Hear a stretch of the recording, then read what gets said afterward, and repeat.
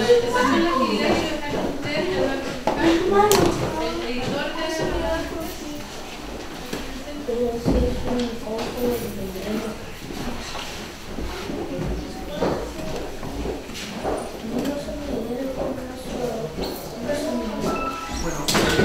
muy buenas tardes y agradecidos de su presencia. Primero que nada y antes que todo, agradecerle al Museo Funk, que ha sido un constante apoyo para la editorial y para muchos otros investigadores y distintos proyectos que se desarrollan en torno a Rapa Nui y a la historia natural en general. Brevemente me voy a referir a Rapa Nui Press para que sepan de qué se trata todo esto. Rapa Nui Press es una editorial que empezó en la isla hace ya casi 20 años y estamos dedicados fundamentalmente al tema Rapa Nui. Solamente editamos libros sobre Isla de Pascua. Tenemos ya cerca de 50 títulos en francés, inglés, español y Rapa Nui también. Y ahora último empezamos ya a editar a gente, a habitantes de la isla, tanto Rapa Nui como investigadores, como lo es don Marcos Buscada acá presente, a quien también agradezco su confianza por haber accedido y confiado en nuestra editorial para editar su libro. En general nosotros tenemos libros, bueno, empezamos con reediciones de clásicos, La Tierra de Botumatúa, Catherine Routledge, Metro, La Vallerie. Luego pasamos a ya autores e investigadores que nos empezaron a conocer, arqueólogos, antropólogos, historiadores. Después abrimos un área para niños, que tenemos una novela gráfica que ha tenido un gran éxito. Y últimamente estamos abriendo una nueva beta que es fotografía patrimonial, con la cual estamos en un proyecto justamente con el Museo Funk de un conjunto de fotógrafos alemanes de mediados del siglo pasado que fueron a la isla. Vamos a sacar una serie. Así que espero tenerlos aquí en un año más, un año y medio, en un nuevo lanzamiento. Bueno, como les decía, voy a presentar por lo primero a Marcos Buscada, con quien empezamos a trabajar este libro hace un par de años, yo creo. Y Rodrigo Sepúlveda, que también estuvo por allá en la isla como exdirector de Bienes Nacionales, así que también sabe mucho del tema de Rapa Nui en general y en especial de toda la problemática de las tierras que desde hace unos años ha empezado a adquirir cada vez mayor preponderancia, y justamente por eso nosotros estamos con todas las ganas y con todo el interés de dar a conocer esto, que en general siempre está muy circunscrito a los que están en la isla y algunas autoridades de gobierno, pero el público en general solamente conoce a Isla de Pascua por los Moai y hasta ahí llegamos. Entonces nosotros justamente estamos empezando a editar tanto como de política más contingente, y justamente este libro trata de eso, del problema de las tierras, y se centra, bueno, en uno de los temas más actuales, que es el tema de la familia Ito y otros tópicos. Bueno, eso sería, y doy paso a Marcos para que desarrolle ahí su presentación, sin olvidar, que se me está olvidando, que este es un lanzamiento doble. Tenemos el libro Cainga, por favor. Gracias. Tenemos el libro Cainga, que es de Marcos, y de Alex Guerra Terra tenemos este, que es Rongorongo, que trata justamente, esta es la primera novela que nosotros editamos. Estamos abriendo un espacio de narrativa, que lo habíamos abierto con novela gráfica, pero esto ya directamente novela, ya con la intención de empezar también a hacer cursos en la isla, los mismos Rapa Nui, para empezar a entusiasmarlos a escribir no solamente cosas históricas o de leyendas, ese tipo de cosas, sino ya cosas más modernas, que se metan en el tema del cuento, microcuento, y de aquí a un par de años más ya sacar un primer volumen con narrativa. Así que Alex nos va a ayudar mucho en eso, porque va a ser uno de los ejemplos que queremos regalar, porque obviamente vamos a hacer después un lanzamiento allá también, obsequiar libros en la isla a quienes vayan a tener este curso, y para que vean que sobre su tierra y sobre sus temas no solamente se pueden escribir los clásicos de leyendas y seguir dando vueltas en lo mismo, sino que pueden dar un salto, como sí lo han dado muchos artesanos, hacia una fusión de lo clásico con ya temas modernos. Adelante. Antes de dejar a Rodrigo, necesito dar gracias a Eduardo por la motivación, por el apoyo, Elisa, el Museo FON, que siempre han apoyado todas las actividades, y por además soy socio desde hace ya muchos años, a mi familia. Este es un libro sobre la familia. Yo no podría hacer esto sin la familia, que han tenido los costos de los beneficios que uno saca, digamos, porque ellos son los que se han perdido el papá, el marido, mientras se dedican a investigar, escribir o repasar lo que les ha hecho. A mi hija, motivación para esto también.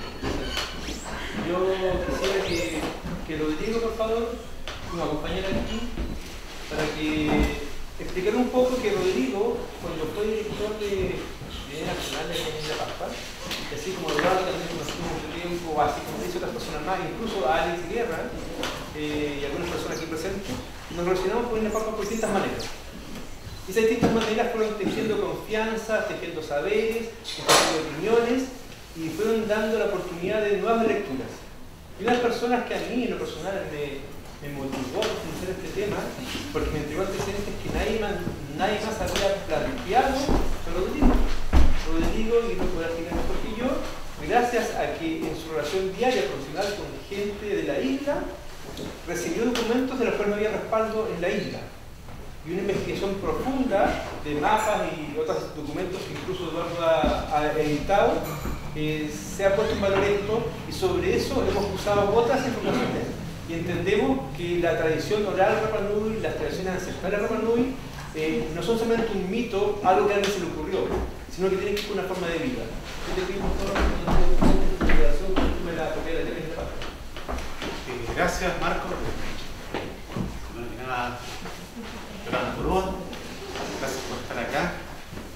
Quiero partir dándote las gracias, Marco, por la invitación, porque tal como él lo ha planteado, el que yo esté acá corresponde a una larga ya relación de amistad y de colaboración y de intercambio de información que se inicia prácticamente hace unos 20 años cuando nos conocimos en la isla.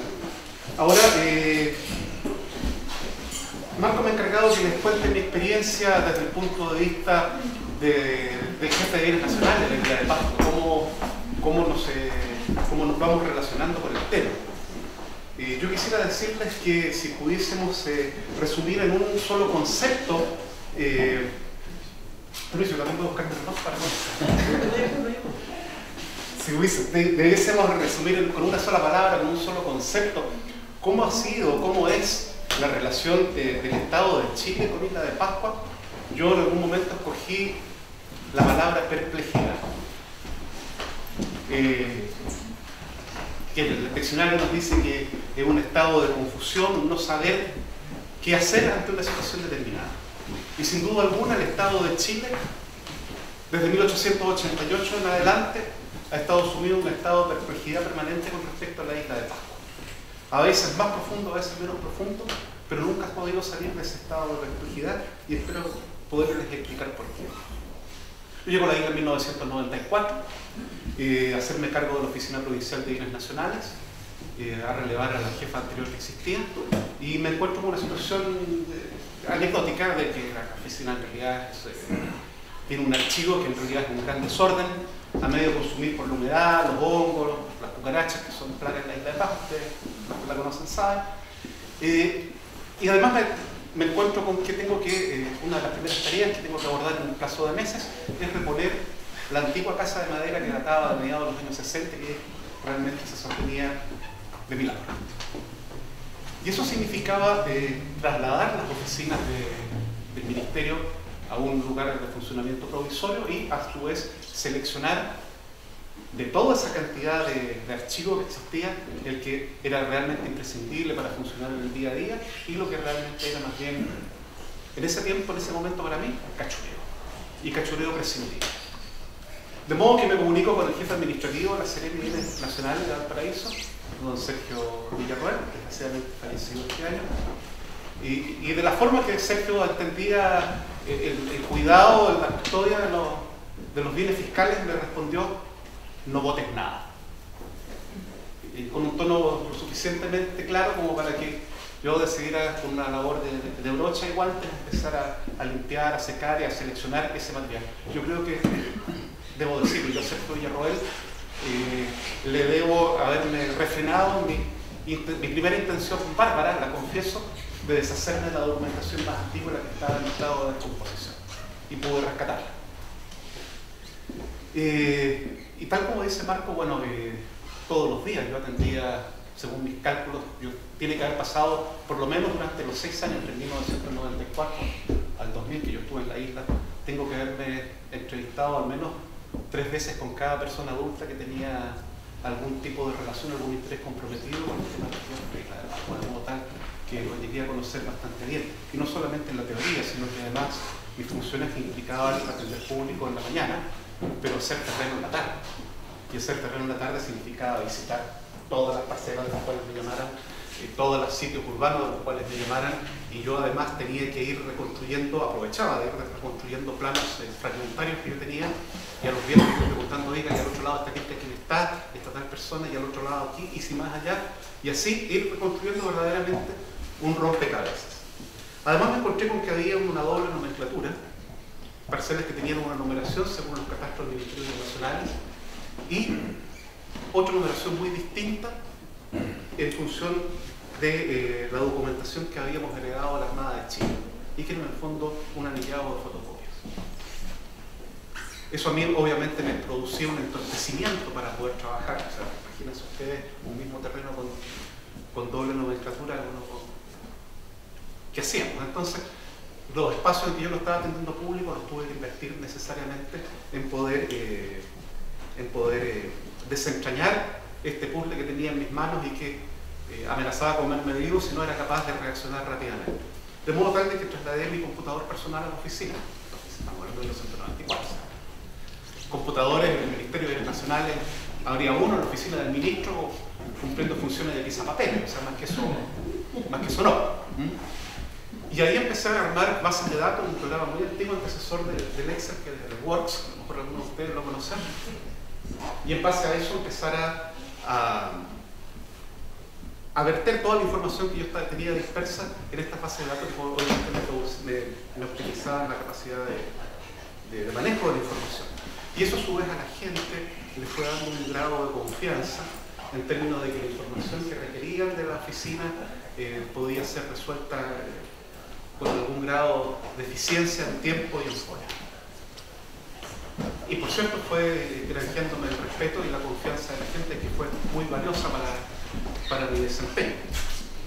Además, por cosas de mi propia personalidad, yo no tengo ningún apego a la tierra. Yo siempre les decía que yo no necesitaba más tierra que la que se me juntaba en los zapatos.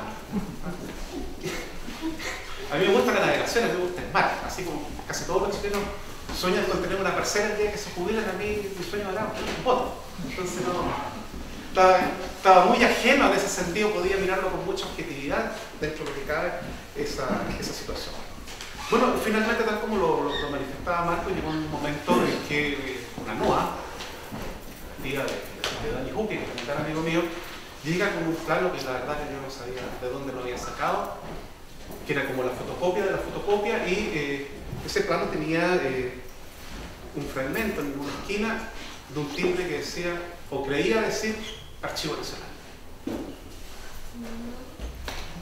Empecé a indagar, les voy a contar la historia resumida, finalmente determiné de que eso correspondía a un libro, a un legajo, probablemente un volumen, que estaba en el Archivo Nacional, que alguna vez había estado en la isla, pero que ya no estaba y no había nadie que me diera una explicación coherente de qué se trataba. Para resumir, el libro era ni más ni menos que el volumen de la memoria, archivos y balances de la Armada de Chile, un libro que se abrió el año 1924 y donde estaban registrados con el método que tiene la Armada, ¿no es cierto? Todas las entregas de terreno que ellos habían hecho durante su administración hasta el año 1966 prácticamente. Ese archivo fue traspasado en 1966, en una situación que espero me alcanza el tiempo para contarles, y el segundo jefe provincial de Bienes Nacionales en Isla de Pascua, en el año 1970, envió a depósito al Archivo Nacional ese libro. Yo posteriormente convencí a la Seremía de Bienes Nacionales que había que comprar ese microfilm y los juegos de fotocopias respectivos y pudimos rescatar ese material. A su vez, esa labor de rescate que tuve que hacer del archivo de la oficina permitió también descubrir el facsímil de un plano cuya autoría era, o sea, los autores del facsímil eran el Centro de Estudios de Isla de Pascua, la Universidad de Chile, el grupo de Claudio Trigino, que era el arqueólogo residente en la isla, y que era una copia fiel de un plano del año 1928, que, bueno, hay conjeturas de quién pudiese ser el autor, ¿no es cierto?, pero que tampoco era aparente en ese momento. Y ese plano correspondía prácticamente a todo lo que es Angaroa Centro, y es extremadamente valioso para entender, es una fotografía de la distribución de la tierra en Angaroa el año 1928, vale decir, en un momento bastante temprano de la historia de la propiedad, anterior a la historia de la propiedad fiscal de la Isla de Pascua. Como documento realmente es muy valioso, y la parte del material que está arrumbado en la oficina. Bueno, esta es como la parte anecdótica del tema. Ahora entrando ya en la parte más académica, más seria. No voy a hacer la historia de la Isla de Pascua porque no es el objeto de la presentación, pero ustedes saben que Isla de Pascua fue incorporada a la soberanía del Estado de Chile producto de un acuerdo de voluntades en el año 1888, comenzando el estado de perplejidad de Chile al respecto, que no hizo nada por la isla durante los 8 primeros años, y recién en 1896 le entrega el arrendamiento a un comerciante francés, de origen francés, residente en Valparaíso, Enrique Merlet, que forma la compañía explotadora de Isla de Pascua, y junto con un hermano de él, y en poco tiempo buscan como socio mayoritario la Unión Balfour y constituyen la Sociedad Explotadora de Isla de Pascua, que estuvo presente en la isla hasta el año 1953, detentando el poder económico de la Isla de Pascua por la vía de la explotación del territorio de la isla como una hacienda ganadera. No es sino hasta 1917 aproximadamente que el Estado de Chile se vuelve a acordar de que existe la Isla de Pascua y lo pone bajo la dependencia de la Armada de Chile, la convierte en una subdelegación marítima dependiente de la gobernación marítima de Valparaíso a su vez. Pero cuando se van a cumplir los 20 años, el plazo de arrendamiento por 20 años que se le había hecho a la empresa de Merlet, la compañía explotadora de Isla de Pascua, ella, que era detentadora de los derechos que habían tenido los anteriores ocupantes de la isla, de arrendatario pasa a pretenderse propietaria e intenta inscribir la superficie total de la isla a su nombre en el conservador de Bienes Raíces de Valparaíso. Yo he hecho los cálculos en base a la bibliografía disponible.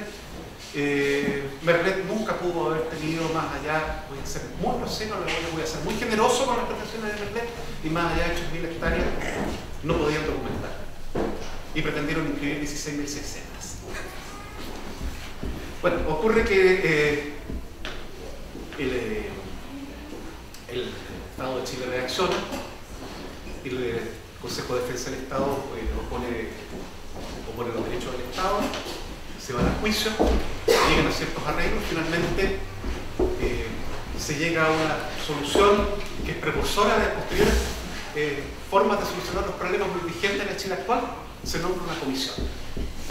Una comisión que recomienda en el año 1928 inscribir toda la isla en nombre del Fisco de Chile, porque se dan cuenta que todas las compraventas que se habían realizado desde un comienzo en la isla no habían sido inscritas en el conservador de bienes raíces, que es la forma jurídica en que el Estado de Chile perfecciona la compraventa de bienes raíces. De modo tal de que declaran que la isla no pertenece a nadie, sino al Estado de Chile por aplicación del artículo 590 del Código Civil. Y en 1933 se inscribe toda la isla a nombre del fisco de Chile, el conservador de bienes raíces de Valparaíso. Ese es el origen de la inscripción fiscal de la isla y por qué todos los terrenos de la isla de Pascua pertenecen o han pertenecido en algún momento al fisco de Chile. Comprenderán ustedes fácilmente que acá la isla no estaba vacía cuando llegaron los holandeses en 1922. Seguía habiendo gente cuando llega Policarpo Toro y su gente en 1888 y a esa gente sencillamente se le expulsión. Policarpo Toro, al momento de convencer al presidente de Balmaceda de anexar la isla, recibe la instrucción de que hagan un catastro de la propiedad de la isla. Y Policarpo Toro determina que hay 5 categorías de propietarios. Una sociedad entre un francés y un escocés, ambos fallecidos y sus respectivas sucesiones en un juicio largo en Francia.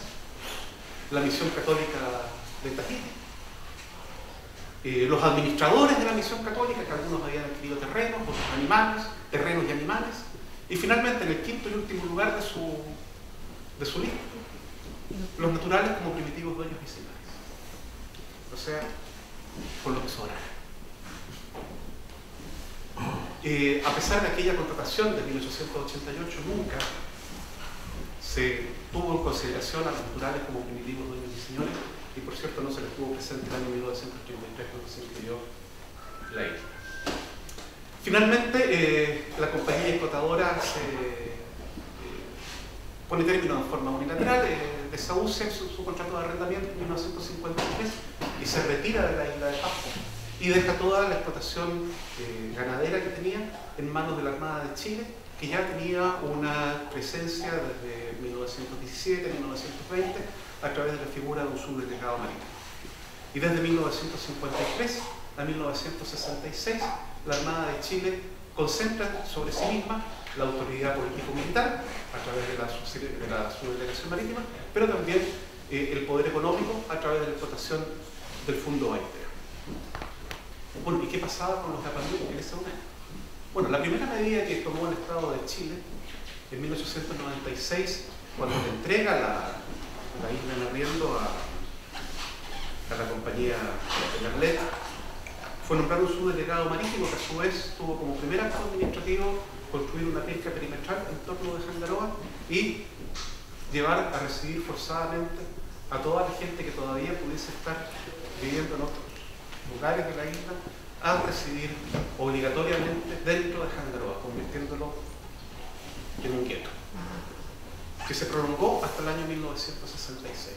78 años durante los cuales la gente de Rapa Nui no pudo recorrer libremente una isla que llevaba habitando al menos 1000 años a la fecha. Esta situación, por cierto, tuvo un punto de quiebre, como una revuelta pacífica que hubo a partir del año 1964, durante todo el año 1965, liderada por un joven profesor normalista, acabado de titular y retornado a la isla, Alfonso Rato Jaboa. Alfonso, apoyado principalmente por las mujeres de Rapa Nui, lidera, como les digo, una protesta que tenía como intención que el Estado de Chile los reconociera como ciudadanos chilenos. Hasta ese momento los Rapa Nui no tenían ni siquiera carnet de identidad y carecían del derecho de poder desplazarse libremente de su isla y aún abandonar. Todos estos detalles en realidad podrían tenernos largas horas conversando, pero vamos a hacer avanzar el relato. Producto de esta revuelta, la primera reacción del Estado de Chile fue la previsible hasta el día de hoy: manda un buque lleno de infantes de marina. Pero afortunadamente en la isla había una misión científica canadiense que hacen llegar una carta al presidente de la República explicándole realmente el sentido y alcance de esta revuelta, y se le da una segunda mirada a la situación y finalmente esto culmina con la dictación de la Ley Pascua en el año 1966, que por fin, después de 78 años de soberanía, incorpora a la isla a la administración civil del Estado, crea el municipio de Isla de Pascua, el juzgado de letras, llegan los servicios públicos y comienza la historia civil moderna de la isla de Pascua. Y aquí vamos a entroncarlo, vamos a encarzar esto con la historia de las tierras. La ley Pascua en 1966 tenía una disposición, una ley miscelánea que no solamente crea el departamento de Isla de Pascua, crea algunas excepciones tributarias, tiene algunas disposiciones penales referidas a ciertos delitos contra la propiedad, pero entre otras normas establece o faculta al presidente de la República para otorgar títulos de dominio sobre bienes raíces urbanos de Isla de Pascua. En virtud de esa ley, nunca se otorgó ningún título gratuito en ley, sino hasta el año 1979, durante el gobierno militar, se dicta un decreto de ley, el decreto de ley 2885, actualmente vigente, que permite por primera vez establecer el dominio privado de bienes raíces en Isla de Pascua. Y que comenzó su vigencia en términos concretos en el año 1981 y que se mantiene hasta el día de hoy. Y esto lo hace a través, bueno, y esa es la realidad que yo tuve que llegar a aplicar a la Isla de Pascua. Aplicando esa norma, en eso yo trabajaba, en eso me ganaba el sueldo. Este decreto ley establece dos maneras de acceder a la propiedad: el título gratuito y la posesión regular. El título gratuito está pensado en aquellas personas que, no siendo poseedores de tierra, obtienen del Estado de Chile que se les entregue, ya sea una parcela, ya sea un sitio urbano dentro de Generoa, y por la vía de un acta de erradicación y posteriormente en el título gratuito, podían acceder entonces a la propiedad de ese bien raíz.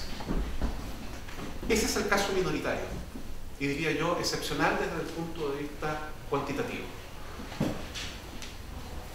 La mayor parte de la propiedad de la tierra se pensaba que se iba a regularizar mediante el otro mecanismo, el mecanismo de la posesión regular, destinado a aquellas personas que ya fuesen actuales poseedores de bien raíz en Isla de Pascua, obtenidos normalmente a partir de un título provisorio otorgado por la Armada de Chile durante su tiempo de administración, excepcionalmente por el Ministerio de Tierras y Colonización entre 1966 y 1980, es un caso realmente casi anecdóticos, pero que, acreditando una posesión material y continua de 10 años, sin oposición de terceros y ejerciendo, como les digo, todos los actos que el derecho civil común acá en Chile le aplica al poseedor de una cosa, en particular de una cosa, de un bien raíz,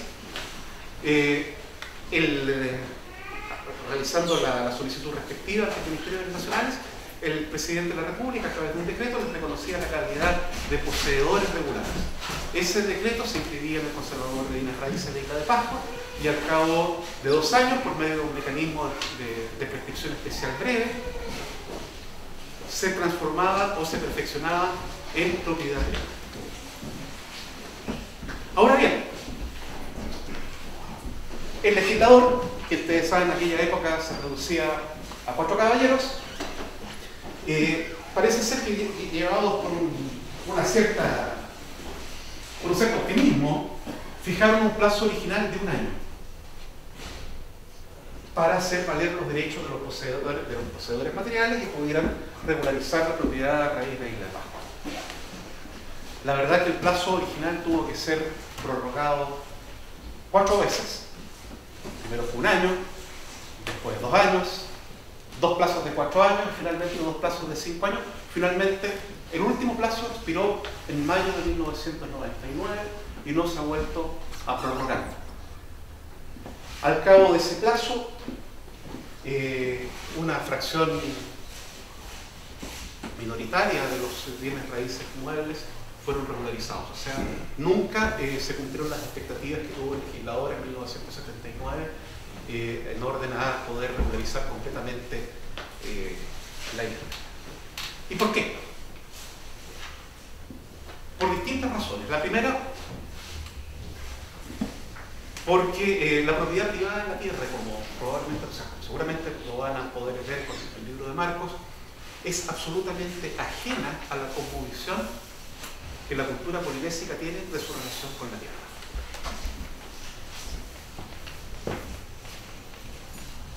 Es ajena, ¿no? La propiedad de la tierra de tiempos ancestrales, de tiempos inmemoriales, se consideraba una propiedad colectiva y más que de una propiedad, un derecho a utilizarla en función de las necesidades. Esto de tener un pedazo de tierra cercado con un papel que diga esto es mío, no, eso no existe. Es la mentalidad polinesia que, por cierto, no existía en la isla de Pascua. Y si bien un título de dominio venía a dar alguna certeza jurídica sobre la propiedad y a su vez avalar la solicitud y la obtención de subsidios habitacionales o algún otro tipo de beneficio bancario, por ejemplo, la verdad que tenía algunos, tiene hasta el día de hoy el peligro, en primer lugar, de la fragmentación de la propiedad, en segundo lugar, y paradójicamente, de la fragmentación y concentración de la propiedad, cosa que ya se está observando, y se está observando en un periodo corto de tiempo, o sea, vamos recién hace unos 40 años de la propiedad privada en forma en la isla de Pascua, y ya se observan ejemplos de concentración de la propiedad. Y por cierto, el riesgo que se infiltren intereses inmobiliarios, que ustedes saben, por definición son depredadores, o sea, todos sabemos cuál es la realidad de nuestra zona, acá en Valparaíso, Viña, en el Chile continental, y esto, por cierto, la isla de Pascua quedaba abierta a la posibilidad de la especulación inmobiliaria y que finalmente los primitivos dueños y señores de la isla quedaran en calidad de allegados de los nuevos dueños. Ahora, yo siempre he dicho también que dentro de lo malo de haber hecho la inscripción al nombre fijo en Chile, que fue como una suerte de cirugía de guerra, de emergencia, perfectamente en algún momento alguien como una Madonna o Michael Jackson pudieron haberse encaprichado con la isla y haberse la comprado, y que es lo que ha ocurrido en otros lugares del mundo. Yo conocí el atalón de Tiaroa, maravilloso, que es de propiedad de Marlon Brando. Marlon Brando, cuando firmó el botín del Bounty, se encariñó con Tiaroa y se lo compró. Que puede. Desde ese punto de vista, la inscripción fiscal, para no ser absolutamente catastrofista, siempre una mirada sobre ella, tuvo esa cualidad. Al menos dejó, si bien privados de propiedad a la etnia Rapa Nui, al menos se sabe quién les tiene secuestrada la tierra y a quién reclamarla. Cosa muy distinta, por ejemplo, lo que pasa en el Gualmato, en que se despojó una etnia de su tierra y la tierra fue a su vez distribuida en gente que, bueno, en un monstruo de 1000 cabezas al cual uno no sabe contra quién dirigirse. Esa es una de las críticas que se puede hacer al mecanismo de la constitución del derecho privado de la tierra en Isla de Pascua. La fragmentación y la concentración simultánea es un peligro que está latente. Y el otro es que originalmente la norma podía o permitía, abría la posibilidad de que gente no perteneciente a la etnia pudiese acceder a la propiedad de la tierra en Isla de Pascua. Porque el texto original decía que podían acceder al título gratuito aquellas personas hijas de otra persona nacida en Isla de Pascua. Pero pueden ustedes fácilmente comprender de que una persona continental puede nacer en la isla de Pascua, luego tener un hijo, y ese hijo puede reclamar una propiedad en la isla de Pascua. Finalmente, en el año 1993 se dicta la ley indígena, la ley 1953, y que contempla algunas disposiciones particulares con respecto a la etnia Rapa Nui, pero a su vez en su artículo único define quiénes son indígenas para el legislador chileno. Y establece que pueden ser aquellos que descienden de las etnias originarias, de aquellos que han recibido, que descienden originalmente de las etnias originarias, que han nacido en suelos indígenas, pero a su vez, y era una norma que fue muy resistida en Isla de Pascua en su momento, aquellos que puedan asimilarse de un modo más o menos oportunista, más o menos honesto a la etnia Rapa Nui, por la vía de hacer algunas prácticas culturales, de contraer matrimonio. Bueno, estamos en Chile y ustedes saben cómo somos los chilenos. Entonces, era naturalmente una situación ciertamente riesgosa y que fue resistida por la etnia. Y la Comisión de Desarrollo de Isla de Pascua, que era un mecanismo de cogestión de la isla que estaba contemplado en la ley indígena para poder administrar el territorio de la isla, no pudo entrar en funcionamiento sino hasta que el Estado de Chile excluyó esta posibilidad de que las tierras o que personas ajenas, biológicamente ajenas a la etnia Rapa Nui, pudiesen por la vía de la asimilación más o menos simulada poder acceder a la propiedad de la tierra. De modo tal de que en este momento el acceso a la propiedad de la isla de Pascua está cerrada, está clausurada a los vínculos de sangre, a los sanguinis que puedan exhibir los interesados en acceder a la propiedad. Finalmente, decirles que hasta el año 1990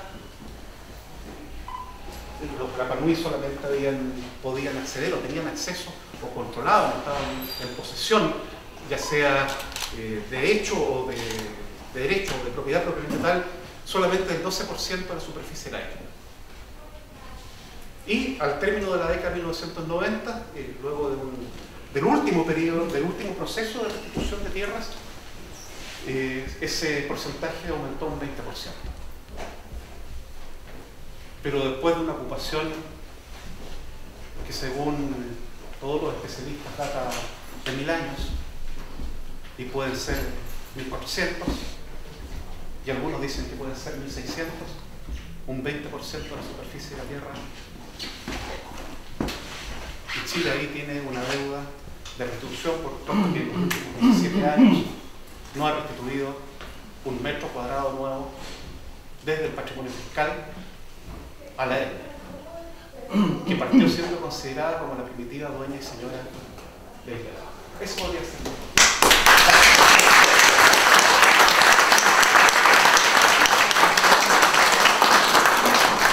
Quiero agradecer a Rodrigo porque él, mejor que yo, que quizás muchas otras personas, por haber sido director provincial y nacionales, haber asumido la responsabilidad de este tema, haber descubierto material que antes no existía en la oficina. Y además, como abogado, puedo explicar la parte que no está en el libro, porque el libro es una propiedad ancestral. Entonces, lo que yo voy a hacer ahora es explicarles por qué hablar de esto. Porque tal como explicó Rodrigo, hay un conflicto, hay una deuda, hay un problema. Y pese a todo lo que explicó Rodrigo claramente y sucintamente, el año 2014, en una serie de juicios, de varios juicios que fueron acumulados, a instancia de que la familia Ito reclamaba que en forma grosera, burda, le habían arrebatado su trono familiar, la Corte Suprema argumenta algo que no dijo ni la Corte de Apelaciones, ni el Tribunal Local, ni nadie había dicho, y es que ellos dicen que a contar del 9 de septiembre de 1888, mañana está el aniversario de la fecha, de la efeméride, con la ocupación chilena, los Rapa Nui pasaban a ser meros ocupadores irregulares del territorio. Y eso no es cierto. Y sin embargo, la Corte Suprema, en función de eso, arrebató a los citos todos los derechos que venían reclamando desde siempre. Esto es tan grosero que, como allá no les hacía caso, el mayor de Carabineros hizo un acta de reclamo. Y el que avisó al continente, al Ministerio del Interior, fue el comisario de Carabineros lo que estaba pasando. Porque los servicios públicos no estaban funcionando, no tenían que funcionar. Es más, los servicios públicos, los funcionarios públicos estaban cometiendo delitos, irregularidades, al hacer cosas que la ley prohibía expresamente. Digo esto para evidenciar que hay un conflicto, que hay un problema, y cuando se dice que son ocupadores irregulares del territorio, y que a lo mejor cuando ellos no inscribieron la tierra porque se dio oportunidad de inscribirlas, como explicó bien Rodrigo, y no lo hicieron, ¿por qué no lo hicieron? ¿Por dejadez? ¿Porque no querían? No. Es porque su visión de la tierra tiene que ver con raíces muy antiguas. Y cuando uno se da cuenta de estas cosas en un contexto moderno, no es creíble, porque estamos acostumbrados a la lógica de hoy. Y no tenemos la capacidad de retrotraernos a herencias previas, porque eso lo perdimos. Hemos sido educados de determinada manera. Los Rapa Nui se educaron de otra manera distinta, y eso es lo que hoy día les quiero explicar. Primero, disculpen la lata, rápidamente, hace 10.000 años hubo un cambio climático importantísimo, y baja el nivel del mar, y ese punto, que era una península, la isla de Formosa, actualmente Taiwán, queda aislada, queda como isla. Esto de que subieron las aguas hace 1000 años quedó pendiente y grabada en la memoria del pueblo rapanui hasta el día de hoy.